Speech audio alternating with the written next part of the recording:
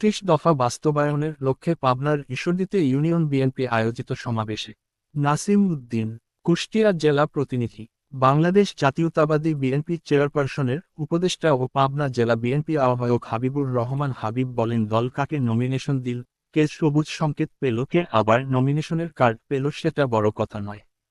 আসছে জাতীয় সংসদ নির্বাচনে বিএনপি মনোনীত প্রার্থীকে ধানের শীষ প্রতীকে বিপুল ভোটে দিয়ে নির্বাচিত করতে হবে, এটাই মূল কথা। তিনি আরে বলেন যে, যেসব ব্যক্তি স্বার্থ হাসিলের জন্য দলের নির্দেশনা মান্য করে না, যারা তারেক রহমানের নির্দেশনা মানে না। ৩১ দফা বাস্তবায়নের লক্ষ্যে গত শনিবার ২৭শে সেপ্টেম্বর বিকালে পাবনার ঈশ্বরদীতে শাহপুর ইউনিয়ন বিএনপি আয়োজিত সমাবেশে প্রধান অতিথির বক্তব্য তিনি এসব কথা বলেন।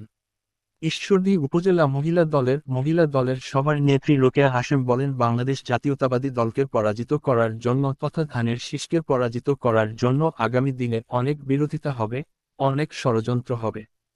কিন্তু শহীদ প্রেসিডেন্ট জিয়াউর রহমানের সুযোগ্য সন্তান দেশনায়ক তারেক রহমানের সুশৃঙ্খল নির্দেশনায় সব ষড়যন্ত্র মোকাবিলা করা হবে। সেজন্য সবাইকে ঐক্যবদ্ধ থাকার আহ্বান জানান তিনি। শাহপুর ইউনিয়ন বিএনপি সভাপতি হামিদুর রহমান হামদু মেম্বার সভাপতিত্ব করেন।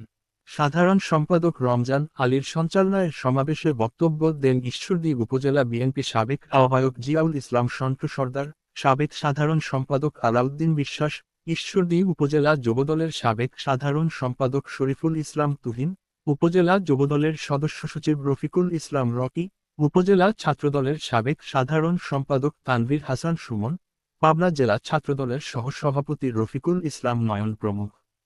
এ সময় সলিমপুর ইউনিয়ন পরিষদের সাবেক চেয়ারম্যান আতিয়ার রহমান, উপজেলা বিএনপির সাবেক যুগ্ম আহ্বায়ক সুলভ মালিথা, শাহপুর ইউনিয়ন যুবদলের আহ্বায়ক অ্যাডভোকেট জিয়াউল রহমান, মনিরুল সহ বিভিন্ন ইউনিয়ন থেকে আসা বিএনপি ও এর অঙ্গসহযোগী সংগঠনের সহস্রাধিক নেতাকর্মী উপস্থিত ছিলেন।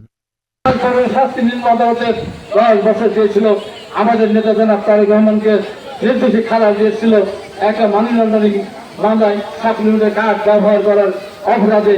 সেই নিম্ন আদালতের নির্দেশে খালাস দিয়েছিল, উচ্চ আদালতের থেকে 7 বছর জেল 20 কোটি টাকা জরিমানা করেছিল।